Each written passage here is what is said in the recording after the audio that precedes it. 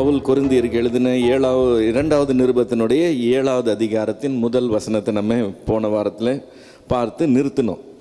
So இந்த 7வது அதிகாரம் 2வது வசனத்திலிருந்து சப்ஜெக்ட் மாறுகிறதை நம்ம பார்க்கிறோம். முதல் வசனம் ஆக்சுவலாக 6வது அதிகாரத்திலே சேர்ந்துருந்தால் நலமாக இருந்திருக்கும். ஆனால் அவங்க 7வது அதிகாரம் முதல் வசனமாக கொடுத்துருக்குறாங்க.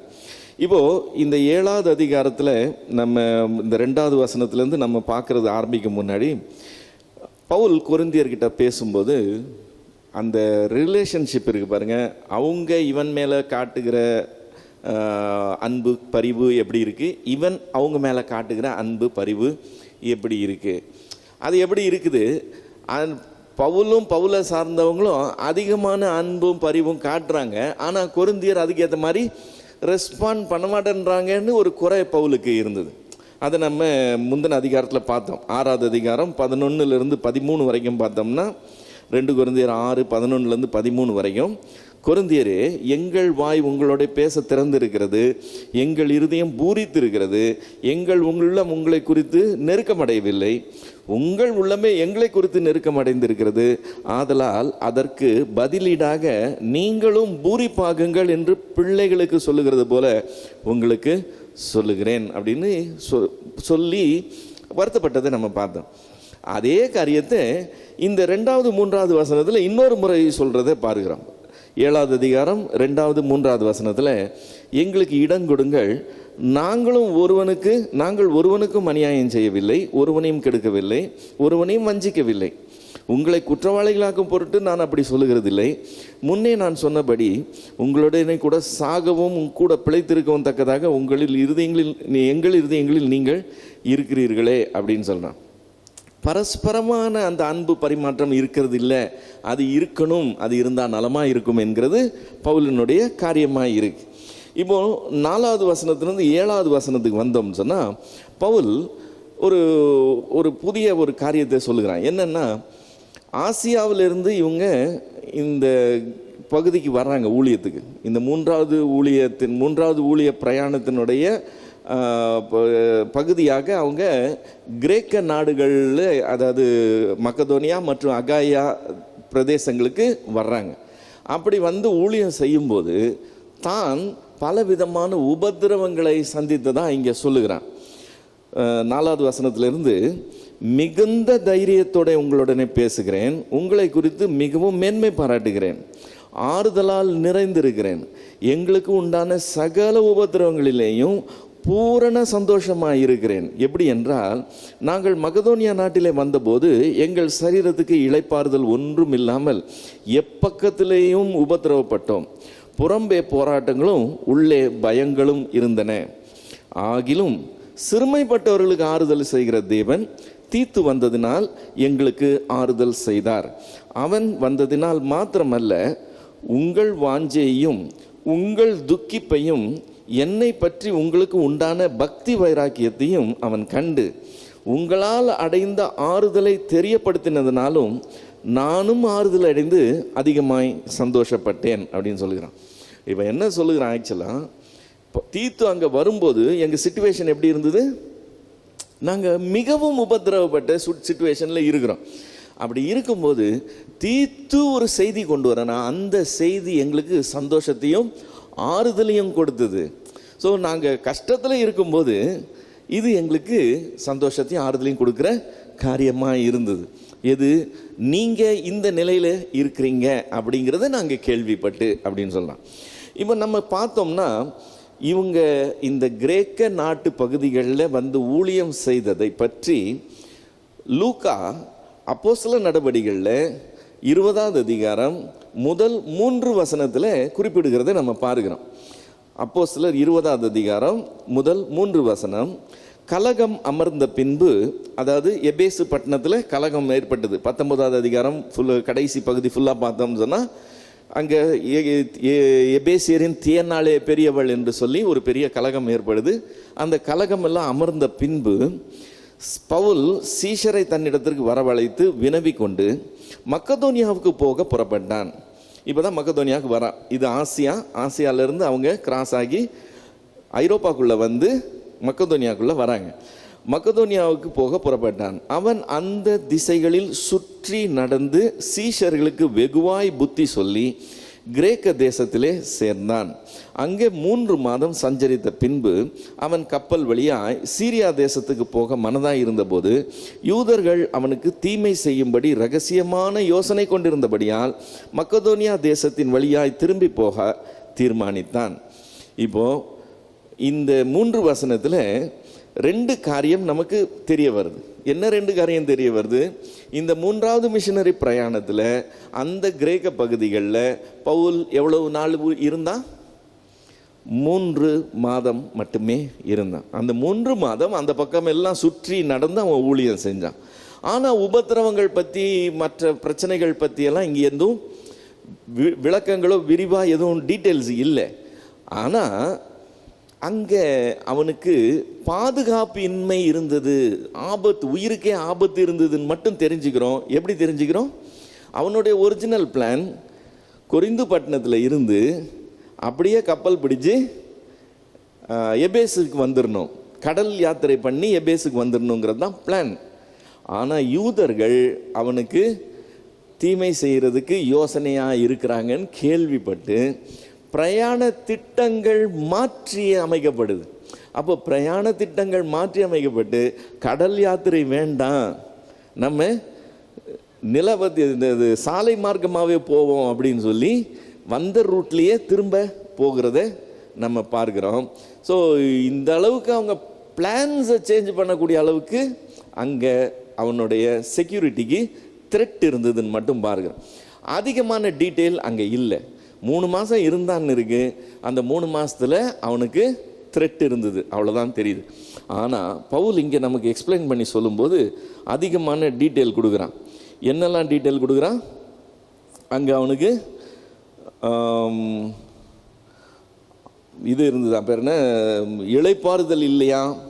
5வது வசனத்தில் எங்கள் சரீரத்துக்கு இளைப்பாறுதல் ஒன்றும் இல்லாமல் எப்பக்கத்திலேயும் உபதிரவப்பட்டோம், புறம்பே போராட்டங்கள் இருந்தது, உள்ளே பயங்கள் இருந்ததுன்னு சொல்லி அவங்க டெண்டர் ஹுக்ஸில் இருந்தாங்க. ரொம்ப நான் என்ன நடக்குமோங்கிறதுல அந்த ஒரு பீதியில் அந்த 3 மாதம் கழிச்சாங்கன்றதை அந்த இடத்துல சொல்கிறான். இப்போ இந்த சம்பவம் முடிந்த பின்னால் ஓகே, இந்த மாதிரி சிச்சுவேஷனில், அந்த மாதிரி உயிருக்கு பயந்து நிற்கிற சிச்சுவேஷனில், உயிர் என்ன நடக்குமோன்னு நினச்சி இருக்கிற சிச்சுவேஷனில் தீத்துவை சந்திக்கிறாங்க. தீத்து கொண்டு வந்த செய்தி அவ்வளவு நல்ல செய்தியாக, இவ்வளவு உபத்திரவம் இருந்தாலும் அது அவனுக்கு ஆறுதலையும் சந்தோஷத்தையும் கொடுக்குற செய்தியாக இருந்ததுன்னு சொல்லுகிறான்.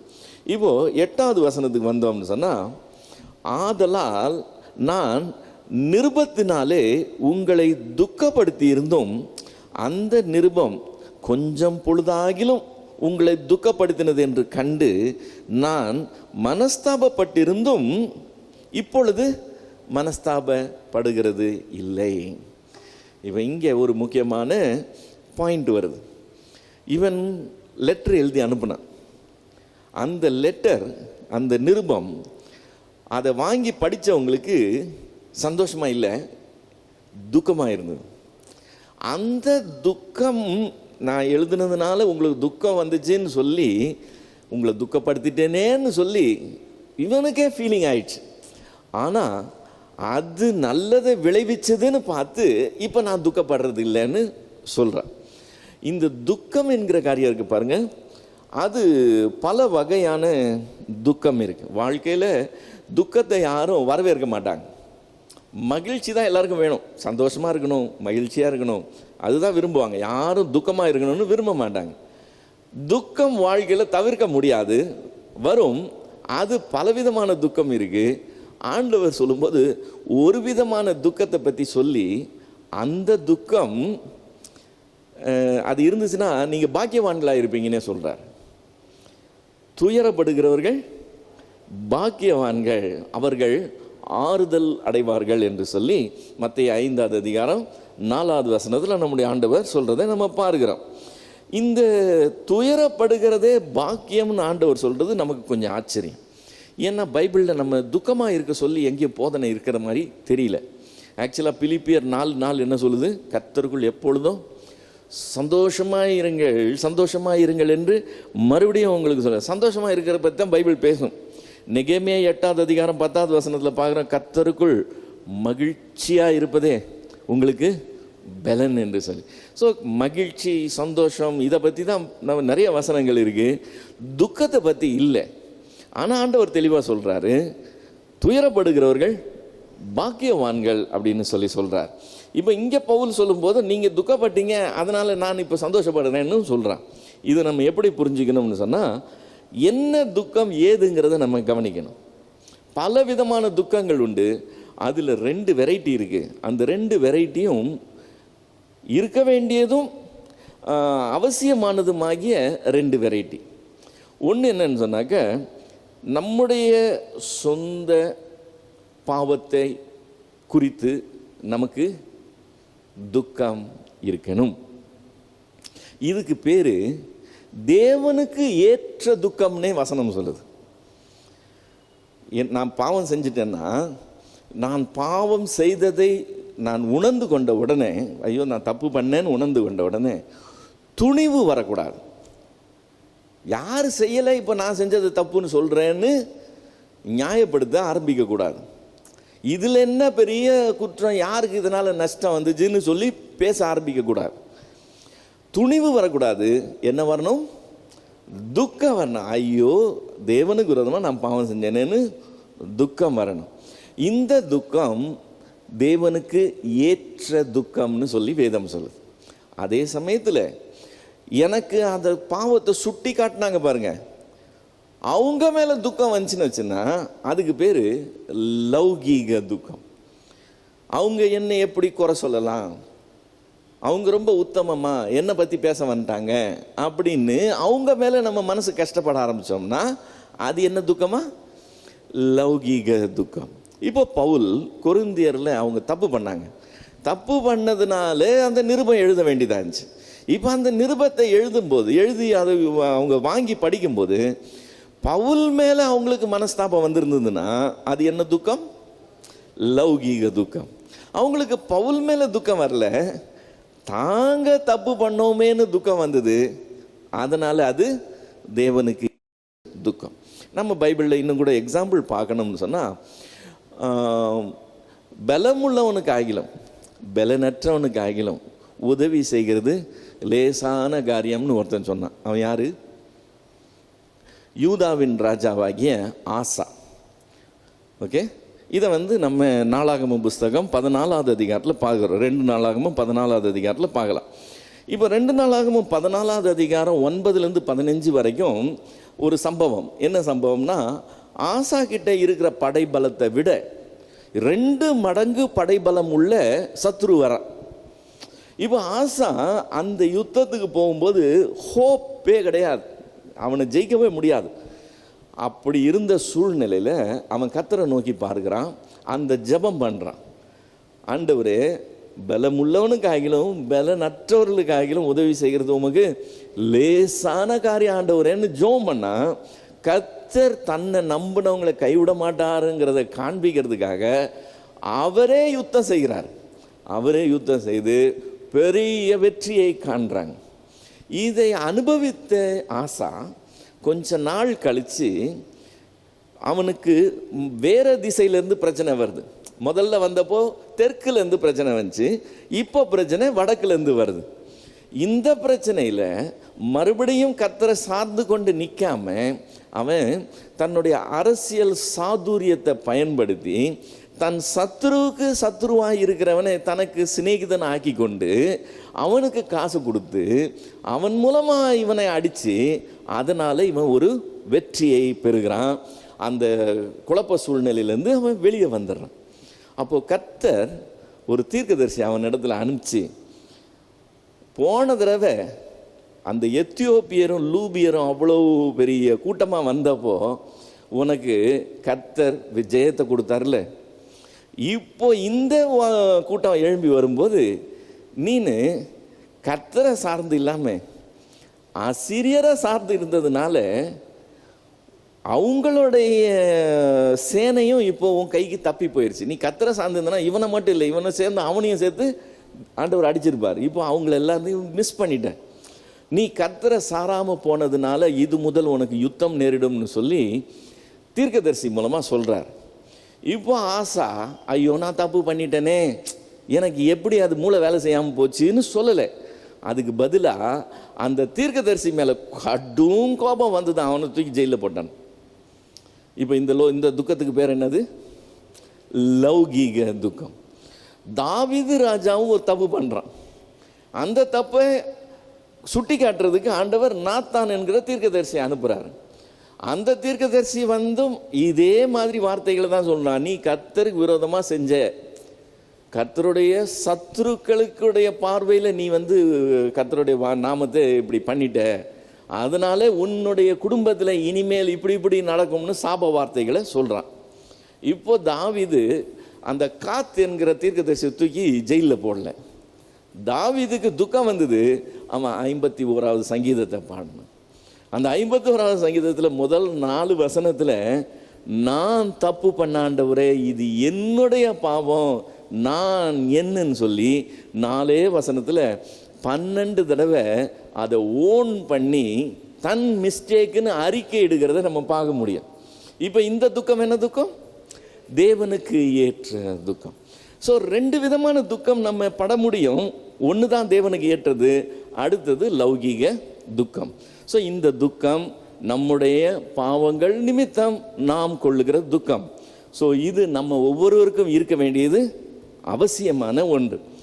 இது இல்லாமல் இன்னொன்று இருக்கு, அதுவும் அவசியம். என்னன்னா, இப்போ இயேசு கிறிஸ்துவை பற்றி சொல்லும்போது ஏசாயா 53வது அதிகாரம் 3வது வசனத்தில் அவர் அசட்டை பண்ணப்பட்டவரும் மனுஷரால் புறக்கணிக்கப்பட்டவரும் துக்கம் நிறைந்தவருமாய் இருந்தார்னு வசனம் இருக்கு. இப்போ இயேசு கிறிஸ்து என்ன பாவம் பண்ணார் துக்கம் நிறைந்தவராக இருக்கிறதுக்கு? இயேசு கிறிஸ்து பாவம் பண்ணலை, மனிதர்களாகிய நாம் பாவம் பண்ணினோம்ல. நம்முடைய பாவங்களின் நிமித்தம் அவர் அடிக்கப்பட்ட போகிறதுனால நம்ம பாவத்தில் இருக்கிறோமேன்னு சொல்லி பிரதான ஆசாரியராக இருக்கிற அவர் எப்படி இருக்கிறார்? துக்கம் நிறைந்தவராக இருக்கிறார். இப்போ இயேசு கிறிஸ்து தன் பாவத்துக்காக இல்லை, பாவத்தில் இருக்கிற மற்றவங்களுக்காக துக்கம் நிறைந்தவராக இருக்கிறார். இப்போ நீங்களும் நானும் அவர் பிரதான ஆசாரியர்னா நாம் என்னவா இருக்கிறோம்? ஆசாரியர்களாக இருக்கிறோம். பிதாவாகி தேவனுக்கு முன்பாக நம்மை ராஜாக்களும் ஆசாரியர்களும் ஆகியிருக்கிறார்னு இருக்கு. இப்போ அவர் பிரதான ஆசாரியர், அவர் துக்கம் நிறைந்தவராக இருந்தார்னா, ஆசாரியர்களாக இருக்கிற நாம் நம்மை சுற்றி இருக்கிற உலகம் இருக்கிற நிலையை பற்றி நமக்கும் என்ன இருக்கணும்? துக்கம் இருக்கணும். இதையும் தேவன் எதிர்பார்க்கிறார். ஸோ இந்த ரெண்டுமே தேவன் எதிர்பார்க்கிற இருக்க வேண்டிய அவசியமான துக்கம். மற்ற விதமான துக்கங்கள் எல்லாம் அது லௌகிகமான காரியங்கள், அது நமக்கு சம்பந்தம் இல்லாத விஷயம். இப்போ லோத்து சோதோம் குமோராலே குடியிருந்தா கூட அவனை பற்றி பேதுரு சொல்லும்போது 2 பேதுருவின் புஸ்தகம் 2வது அதிகாரம் 7-8 வசனங்களில் 2 பேதுரு 2:7-8 அக்கிரமக்காரர்கள் வாசமாய் இருக்கையில் அவர்களுடைய காம விகார நடக்கையால் வருத்தப்பட்டு நாள்தோறும் அவர்கள் அக்கிரம கிரியைகளை கண்டு கேட்டு நீதியுள்ள தன் இருதயத்தில் வாதிக்கப்பட்ட நீதிமானாகிய லோத்துன்னு சொல்லியிருக்கு. என்ன டிஸ்கிரிப்ஷன் பாருங்க, அவ்வளோ மோசமானவங்களாக இருக்கிறாங்க. அந்த தப்புல எதுவுமே லோத்து இன்வால்வ் ஆகலை. ஆனால் லோத்துக்கு அதை குறித்து என்ன இருக்கா? இருதயம் வாதிக்கப்படுதான். அவங்க தப்பு பண்ணுறாங்க, இவனுடைய இருதயம் வாதிக்கப்படுது. அதுதான் ஒரு நீதிமானுடைய இருதயம். ஸோ நம்ம ஒவ்வொருவருக்கும் அதே கரிசனை இருக்கணும். ஸோ நம்முடைய பாவத்தை குறித்து நமக்கு துக்கம் இருக்கணும், நம்மை சுற்றி இருக்கிற மற்றவங்களுடைய பாவத்தை குறித்து நமக்கு துக்கம் இருக்கணும். இப்போ கொரிந்தியருக்கு துக்கம் வந்தது. எதனால? அவங்களுடைய பாவத்து நிமித்தம் அவங்களுக்கு துக்கம் வந்தது. அந்த துக்கம் நல்ல துக்கம், அது நல்ல காரியத்தை விளைவித்தது. எப்படி விளைவித்தது? 2 கொரிந்தியர் 7வது அதிகாரம் 9-11 வரைக்கும். 2 கொரிந்தியர் 7 9-11 வரைக்கும். இப்பொழுது சந்தோஷப்படுகிறேன், நீங்கள் துக்கப்பட்டதற்காக அல்ல, மனம் திரும்புகிறதற்கு ஏதுவாக துக்கப்பட்டதற்காகவே சந்தோஷப்படுகிறேன். இப்போ இந்த தேவனுக்கு ஏற்ற துக்கம் என்ன கொண்டு வருது? மனம் திரும்புதலை கொண்டு வருது. ஐயோ தப்பு பண்ணிட்டேன்னு ஃபீல் பண்ணி அதை ரியலைஸ் பண்ணி துக்கப்பட்டாங்க, நெக்ஸ்ட் டைம் செய்கிறது கொஞ்சம் கஷ்டம். அது மனம் திரும்புதலுக்கு ஏதுவாக கொண்டு வருது. நீங்கள் ஒன்றிலும் எங்களால் நஷ்டப்படாதபடிக்கு தேவனுக்கு ஏற்ற துக்கம் அடைந்தீர்களே. தேவனுக்கு ஏற்ற துக்கம் பின்பு மனஸ்தாபப்படுகிறதுக்கு இடமில்லாமல் ரட்சிப்புக்கு ஏதுவான மனம் திரும்புதலை உண்டாக்குகிறது. லௌகீக துக்கமோ மரணத்தை உண்டாக்குகிறது. இப்போ இவங்க பவுல் மேலே கோச்சிக்கிட்டு, பவுல் இனிமேல் இந்த ஊருக்குள்ளே வந்தால் என்ன பண்ணுவோம் பாருன்னு சொல்லிட்டு இருந்தாங்கன்னு சொன்னால் யாருக்கு நஷ்டம்? லௌகீக துக்கம் அவங்களுக்கு மரணத்தை விளைவிக்கிறதா இருக்கும். தேவனுக்கு ஏற்ற துக்கம் ரட்சிப்புக்கு ஏதுவாக இவங்களை மனம் திரும்புதலுக்கு நடத்துகிறதா இருக்கும். ஸோ இப்போ இவங்களுக்கு பாருங்கள், நீங்கள் தேவனுக்கு ஏற்ற துக்கம் அடைந்ததுண்டே. அது உங்களிடத்தில் எவ்வளவு ஜாக்கிரதையும் குற்றம் தீர எவ்வளவு நியாயம் சொல்லுதலையும் எவ்வளவு வெறுப்பையும் எவ்வளவு பயத்தையும் எவ்வளவு ஆவலையும் உண்டாக்கிற்று. இந்த காரியத்தில் நீங்கள் எல்லா விதத்திலும் உங்களை சுத்தவான்கள் என்று விளங்க பண்ணினீர்கள். சரியான விதத்தில் ரியாக்ட் பண்ணியிருக்காங்க, அதை சரியான விதத்தில் ஏற்றுக்கொண்டாங்க, சரியான விதத்தில் ரியாக்ட் பண்ணாங்க. அதன் விளைவினால அவங்களுக்குள்ள மனம் திரும்புதல் உண்டாகுது.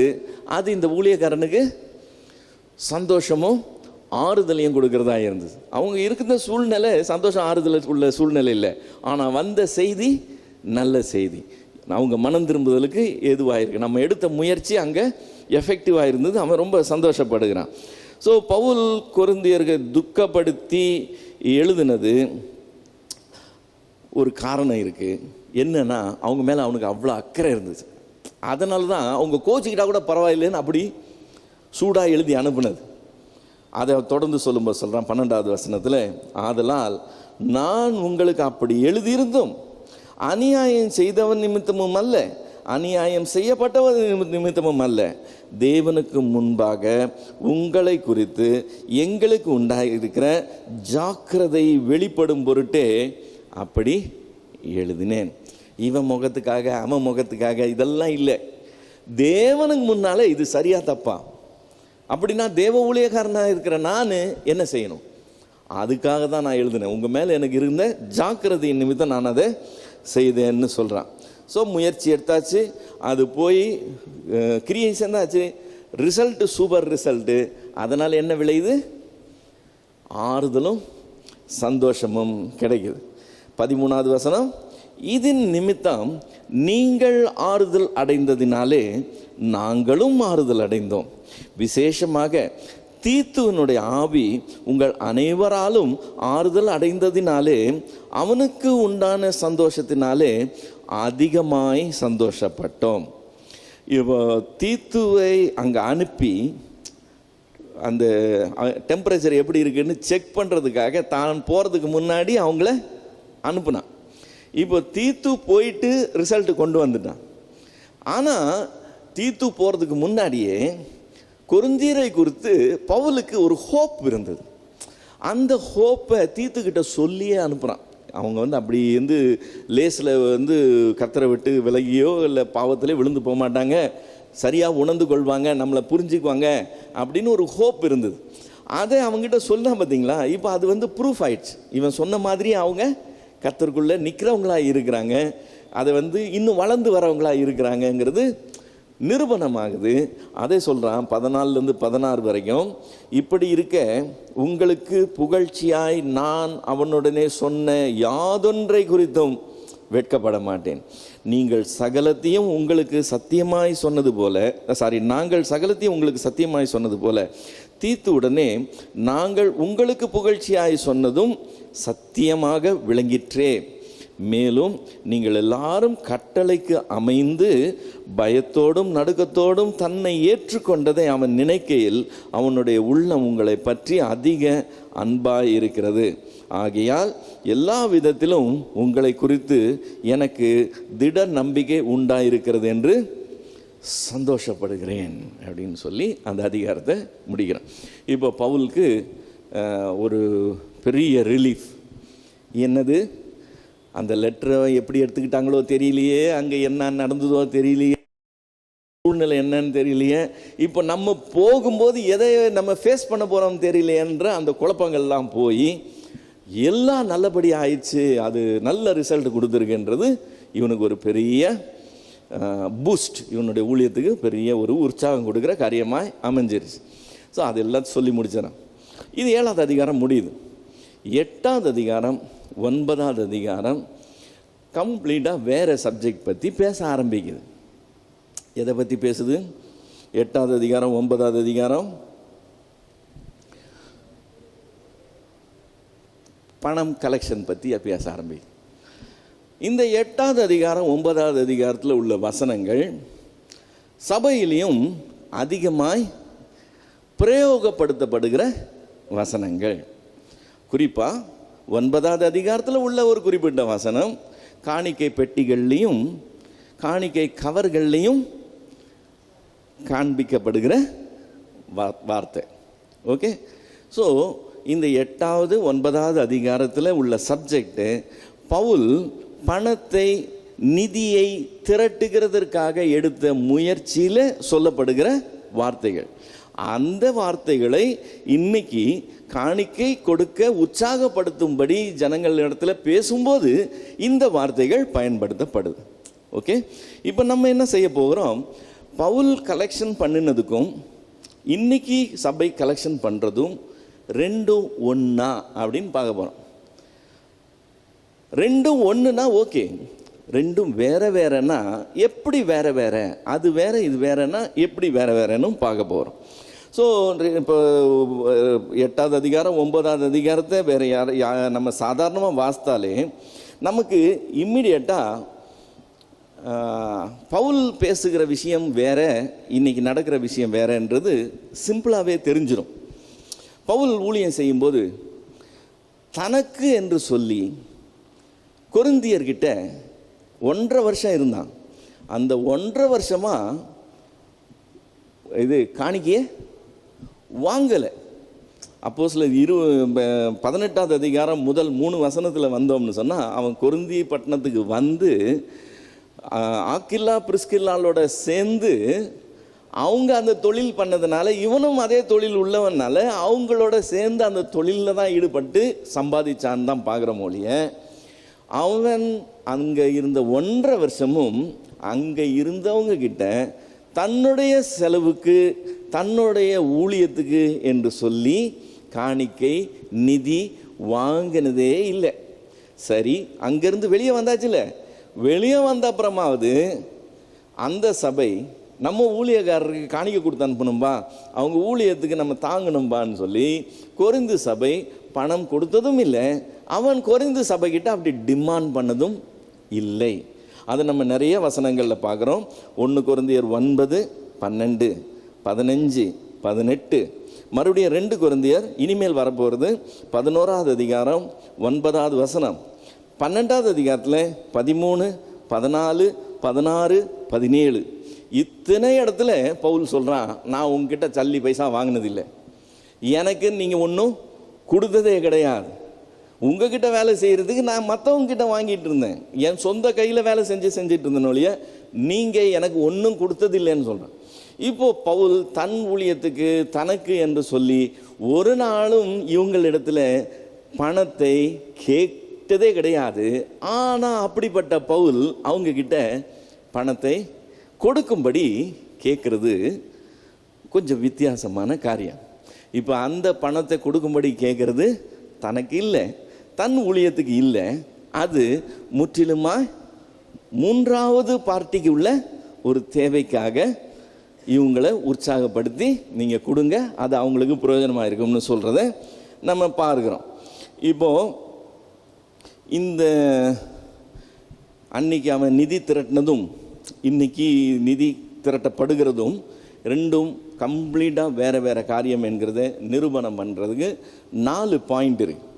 ஒன்று என்னன்னு சொன்னால், இப்போ பவுல் இங்கே இந்த 2 அதிகாரத்தில் சொல்கிற வார்த்தைகளை நம்ம கவனிச்சோம்னா, அது இந்த ஒரு விசிட்டில் மட்டும் இல்லை, போன விசிட்லேயே சொன்ன காரியம்.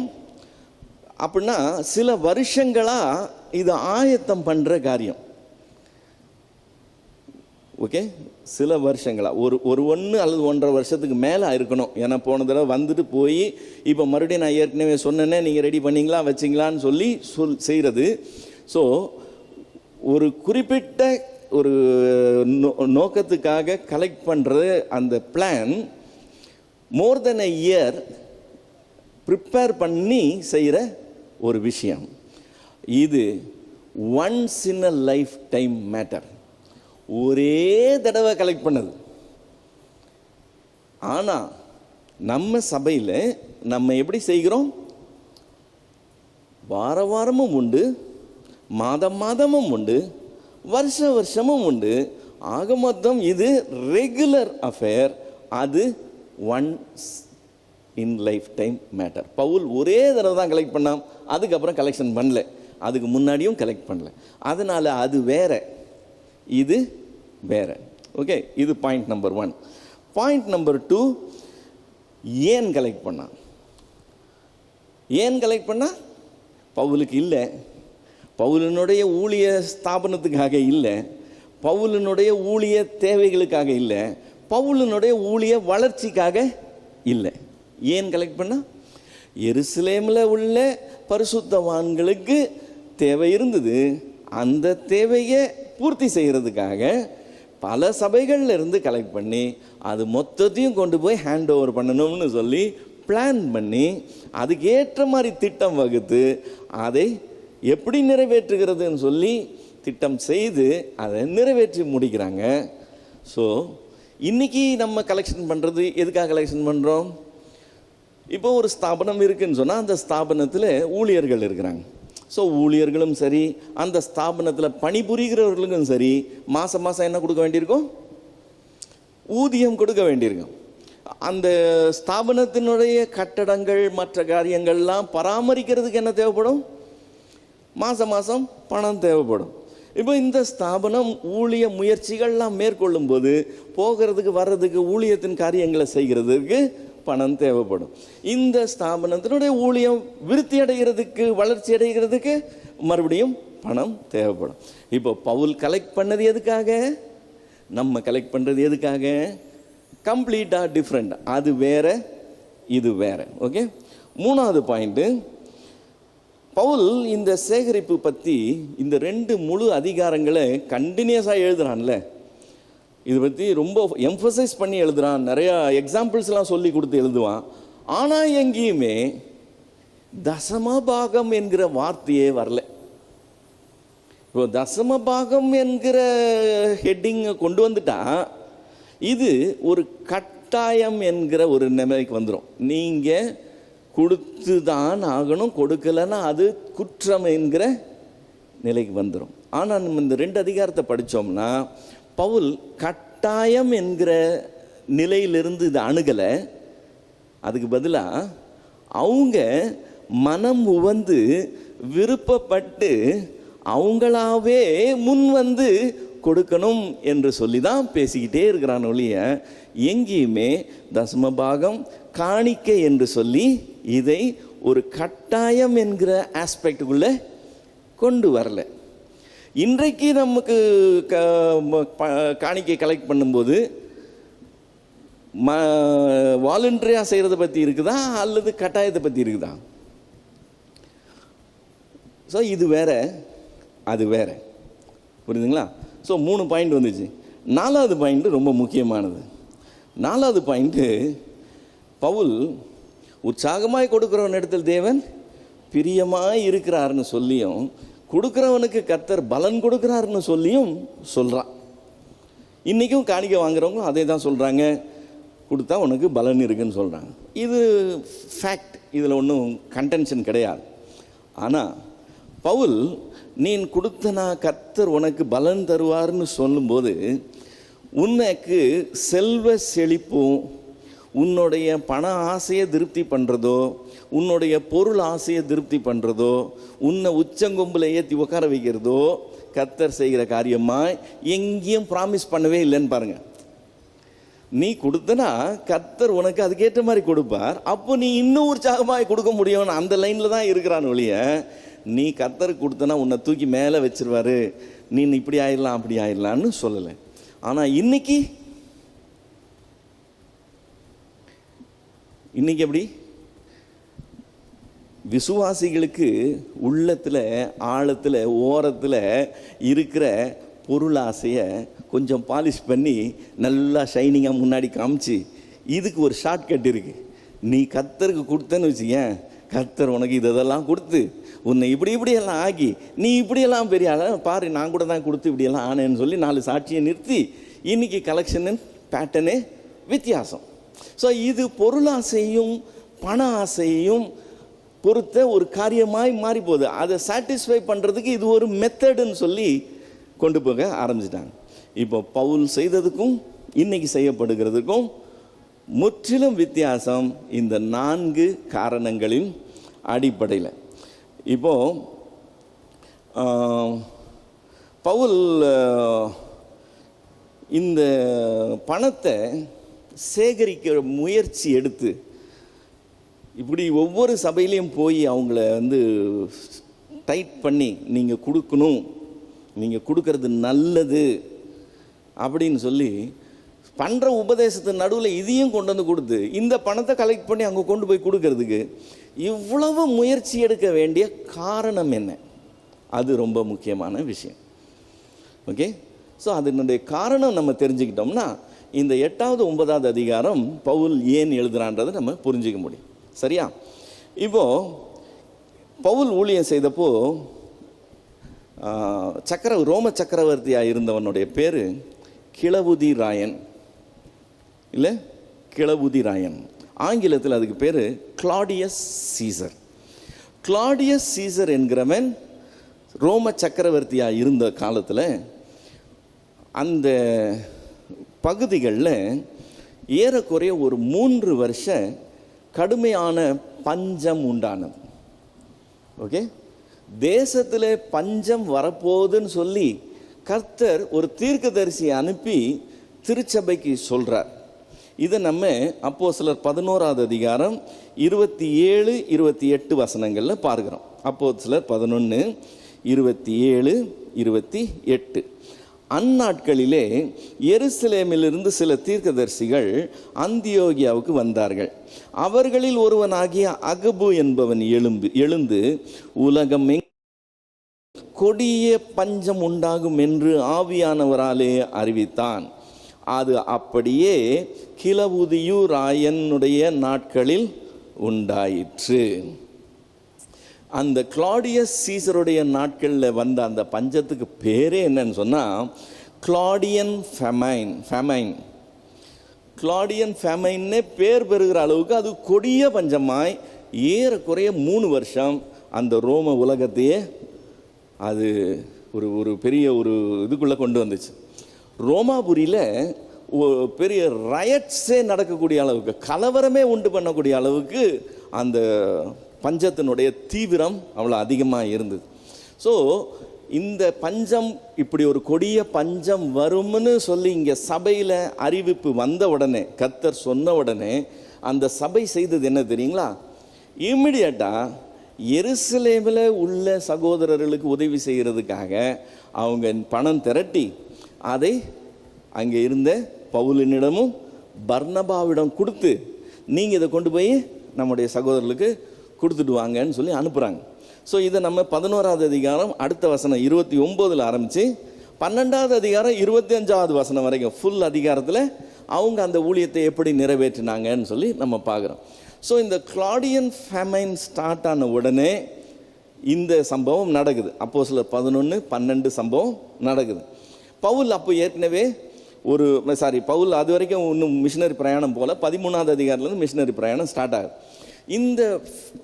இந்த கொடுமையான பஞ்சத்தினுடைய விளைவினால எருசலேமில் இருந்த சபை பெரும் பாதிப்புக்குள்ளே வந்திருந்தது. இந்த இந்த இந்த பஞ்சம் எவ்வளோ தூரம் இருந்ததுன்னு சொன்னாக்க, அந்த நாட்களில் இருந்த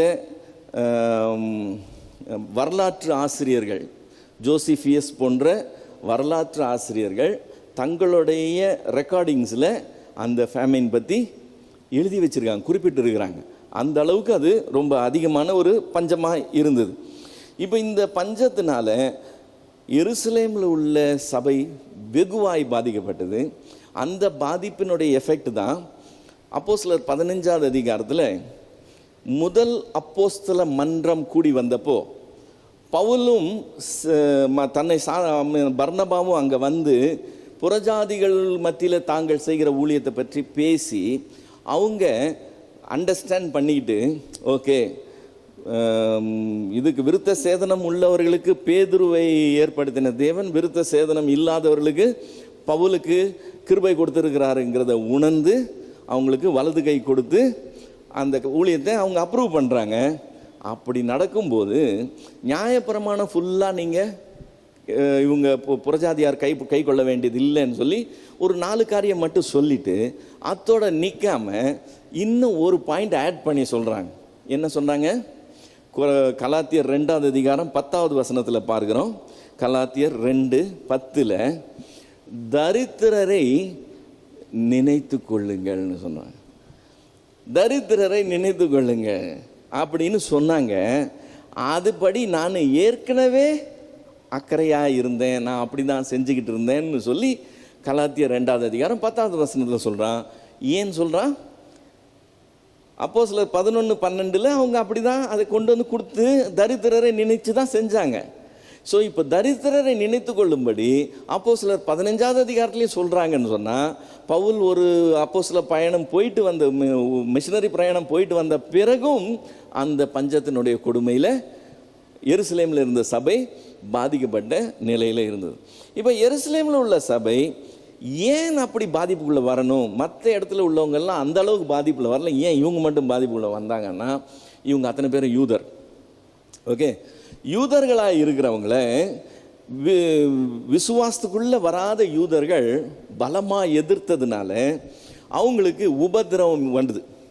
இப்போ பவுல் அதுக்கு தலைமை தாங்கி நடத்தும் போது அங்கே எருசலேமில் இருக்க முடியாமல் அப்போஸ்தலரை தவிர மற்ற எல்லாரும் சிதறப்பட்டு ஓடி போகக்கூடிய அளவுக்கு, வீடு வாசல்லாம் விட்டுட்டு தொழில்களெல்லாம் விட்டுட்டு ஓடி போகக்கூடிய அளவுக்கு உபத்திரவம் இருந்தது. இப்போ இந்த உபத்திரவம், இப்போ நீங்கள் செஞ்சுட்டு இருக்க தொழிலை விட்டுட்டு நீங்கள் ஓடி போகிறீங்க அப்படின்னா என்ன செய்ய வேண்டியிருக்கும்? இன்னொரு இடத்துல புதுசாக ஃப்ரெஷ்ஷாக ஸ்டார்ட் பண்ணணும். இங்கே நீங்கள் எஸ்டாப்ளிஷ் பண்ணதெல்லாம் 0, நீங்கள் விட்டுட்டு போயிட்டு ஃப்ரெஷ்ஷாக ஸ்டார்ட் பண்ணணும். இங்கே சொத்தெல்லாம் அப்படியே போச்சு, மறுபடியும் நீங்கள் இதுலேருந்து ஆரம்பிக்கணும். அவங்க நிலை அந்த நிலையாக இருந்தது. தங்கள் சொந்த ஜனங்களால் அவங்க விலக்கி வைக்கப்பட்ட ஒரு கூட்டமாக இருந்ததுனால பொருளாதாரத்தில் பெரும் இழப்பை ஏற்கனவே, அதாவது இந்த பஞ்சம் வர்றதுக்கு முன்னாலேயே அவங்க அந்த பாதிப்புக்குள்ளே இருந்தாங்க. அது மட்டும் இல்லை, அவங்களுடைய மத்தியில் அந்த என்ன சொல்கிறது, அந்த உபத்திரவம் இன்னும் கண்டினியூஸாக தொடர்ந்து இருந்து கொண்டே இருந்ததுனால அவங்க ப்ராஸ்பர் ஆகிறதுக்கு வாய்ப்பே இல்லாமல் விசுவாச நிமித்தம் போராட்டமாகவே அவங்களுடைய லைஃப் போய்கிட்டு இருக்கு. இப்போ இந்த பஞ்சம் மற்றவங்களை பாதித்ததை விட எருசலேமில் இருந்த பரிசுத்தவான்களை ரொம்ப அதிகமாக பாதித்து அவங்க ரெக்கவர் ஆகிறதுக்கு ரொம்ப கஷ்டமாக இருக்குது. இப்போ இதை ரெகக்னைஸ் பண்ண பவுல் தான் அவனுடைய ஊழியத்தில் ஃபஸ்ட் டைம் ஒரு தடவை கொண்டாந்து கொடுத்தது மட்டும் கொடுத்துட்டேன்ப்பா, முடிஞ்சது, என்னால் ஆன வரைக்கும் செஞ்சுட்டேன்னு சொல்லி விலகி போகாமல் தன்னுடைய 2வது மிஷினரி பிரயாணம், 3வது மிஷினரி பிரயாணத்தில் இதை அறிவிப்பாக எல்லா இடத்துலையும் கொடுத்து எல்லாருக்கும் அதை பற்றி திரும்ப திரும்ப திரும்ப சொல்லி ஆயத்தப்படுத்தி, நான் வரும்போது நீங்கள் அதுக்குள்ளே ரெடி பண்ணி வைங்க, நான் அதை கலெக்ட் பண்ணி கொண்டு போய் அவங்கக்கிட்ட கொடுக்க போகிறேன் அப்படின்னு அதிக பிரயாசப்பட்டு செய்த ஒரு காரியமாய் இருக்குது. ஸோ இந்த பேக்ரவுண்டின் அடிப்படையில் தான் பவுல் இப்போது அவங்கக்கிட்ட தங்களுக்கு நிதி கொடுக்கும்படி, நிதி திரட்டும்படி அவங்ககிட்ட பேச போகிறான். அதுதான் நம்ம 8வது 9வது அதிகாரத்தில் பார்க்க போகிறோம். ஸோ இந்த கிளாடியன் ஃபேமைனை நம்ம ஞாபகம் வச்சுக்குவோம். அது நிமித்தம் இந்த விளைவு வந்தது. அதனால் பவுல் இவ்வளோ பெரிய முயற்சியை மேற்கொள்ளுகிறான். அந்த முயற்சிக்கும் நம்ம வழக்கமாக எடுக்கிற காணிக்கைக்கும் நம்ம ரெகுலராக கலெக்ட் பண்ணுற கலெக்ஷன்ஸுக்கும் சம்மந்தமே கிடையாது. அது வேற, இது வேற அப்படிங்கிறத நம்ம மைண்டில் வச்சுக்கிட்டு இதை அப்ரோச் பண்ணுறது நல்லது. ஓகே, ஸோ இந்த 7வது அதிகாரத்தை நம்ம இதோட நிறைவு செய்கிறோம். அடுத்தது 8வது 9வது அதிகாரம் நெக்ஸ்ட் வீக்கு பார்க்கலாம். ஓகே, இப்போ இதுக்குள்ளே ஏதாவது டவுட்ஸ் இருந்தால் நம்ம கிளியர் பண்ணிக்கலாம். இப்போ கடைசியாக சொன்னீங்க இல்லையா, இவர் பால் வந்து ஹெல்ப் பண்ணுறதுக்காக தான் அமௌண்ட் கலெக்ட் பண்ணார் அப்படின்ற மாதிரி. ஸோ அவங்க யூதர்கள் ஜீசஸை அக்செப்ட் பண்ணாதனால தான் அவங்களுக்கு அந்த கஷ்டம் ஏற்பட்டுச்சா? ஆமாம், யூதர்கள் இயேசுவை கிறிஸ்துன்னு ஏற்றுக்கொண்டதுனால ஏற்கனவே யூத மார்க்கத்தை பின்பற்றி கொண்டிருக்கிறவங்க அதை வெகுவாக எதுக்குறாங்க. இப்போ பவுல்லாம் அதில் தலைமை தாங்கி நின்னவன். என்னன்னா அது ஒரு தேவ தூஷணம். தேவனுக்கு குமாரன் இருக்கிறார்னு சொல்கிறது தேவ தூஷணம். அதை ஏற்றுக்கொள்ள முடியாது. ஸோ இப்படி ஒருத்தர் வந்தார், அவர் தன்னை தேவகுமாரன்னு சொன்னார். அவரே நாங்கள் சிலுவையில் அடிச்சிட்டோம். இப்போ அவர் பின்னாடி போயிட்டு அவர் உயிரோடு எழுந்தான்னு சொல்லிக்கிட்டு நாங்கள் தான் அவரை கொலை பண்ணோன்னு எங்கள் மேலே குற்றம் சாட்டிக்கிட்டு அவர் பேரை எங்கள் மத்தியில் சொல்லி இது பண்ணுறாங்கன்னு சொல்லும்போது அவங்க அது இன்னும் அதிகமாக வெகமெண்ட்டாக அதை அப்போஸ் பண்ண ட்ரை பண்ணுறாங்க. அதை ஸ்டாம்ப் அவுட் பண்ணணுன்றது அவங்களுடைய காரியம் ஆரம்பத்துலேருந்து. ஸோ அது அவங்க முயற்சி பல விதமாக தொடருது. ஃபஸ்ட்டு சொல்லி பார்க்குறாங்க, அப்புறம் அடித்து பார்க்குறாங்க, அதுக்கப்புறமா மாப் வயலன்ஸ் பண்ணி பார்க்குறாங்க. இவங்க பவரில் கிடையாது, ரோமன்ஸ் தான் பவரில் இருக்கிறாங்க. ஆனால் இவங்க மாப் வயலன்ஸ் பண்ண முடியும். சும்மா ஒரு 10 பேர் கூடி டப்புன்னு ஒருத்தனை அடித்து போட்டு போக முடியும், ஒரு இடத்துல பூந்து அடிக்க முடியும், யார் அடித்தானே தெரியாது. இன்றைக்கி நம்ம மத்தியில் அது நடக்குது ரெகுலராக.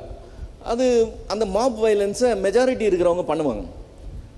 இவனுக்கு தான் மெஜாரிட்டி அங்கே அதை அடிக்கடி பண்ணுவாங்க. அதனாலேயே அங்கே இது இருந்துச்சு, லா அண்ட் ஆர்டர் ப்ராப்ளம் இருந்தது. ரோமன்ஸை பொறுத்த வரைக்கும் லா அண்ட் ஆர்டர் கரெக்டாக இருந்தால் தான் கலெக்ஷன் ஒழுங்காக வரும். கலெக்ஷன் நல்லா வந்தால் தான் இவனுங்க சுகமாக இருக்க முடியும். இவனுங்க இப்படியெல்லாம் அடிச்சுக்கிட்டு இருந்தாங்கன்னா பிஸ்னஸ்லாம் பாதிக்கப்படும், கலெக்ஷன் வராது. அதனால ரோமன் கவர்னர்ஸ் இது மேலே ரொம்ப சீரியஸாக இருந்து இது இது பண்ணுறது குறைக்கிறதுக்கு பார்க்குறாங்க. இவனுங்க எப்போ பார்த்தாலும் தகராறு பண்ணிக்கிட்டே இருப்பானுங்க. ஸோ இதில் பாதிக்கப்படுறது யார்? கிறிஸ்தவர்கள், விசுவாசிகள், கர்த்தரை ஏற்றுக்கொள்ளுகிறவங்க பாதிக்கப்படுறாங்க.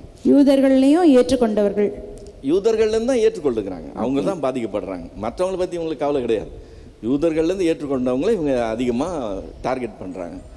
இந்த உபத்திரம் ஒரு சிம்பிள் திங், ஒன்றும் பெரிய விஷயம் கிடையாது. அடுத்து வரப்போகிற உபத்திரம் ரோம அரசாங்கத்திலேருந்தே வரப்போகிற உபத்திரம். அது ரொம்ப ஒரு லெவல் தாண்டினது. அது ஏன்னா அரசாங்கமே அதை செய்ய போகுது. ஸோ அதோட ஒப்பிட்டு பார்த்தோம்னா இந்த யூதர்களால் வந்த உபத்திரம் ஒன்றும் இல்லை. ஸோ இது ப்ராக்ரஸ் ஆகி போக போகுது. அடுத்த 3 செஞ்சுரிக்கு இது கண்டினியூ ஆக போகுது.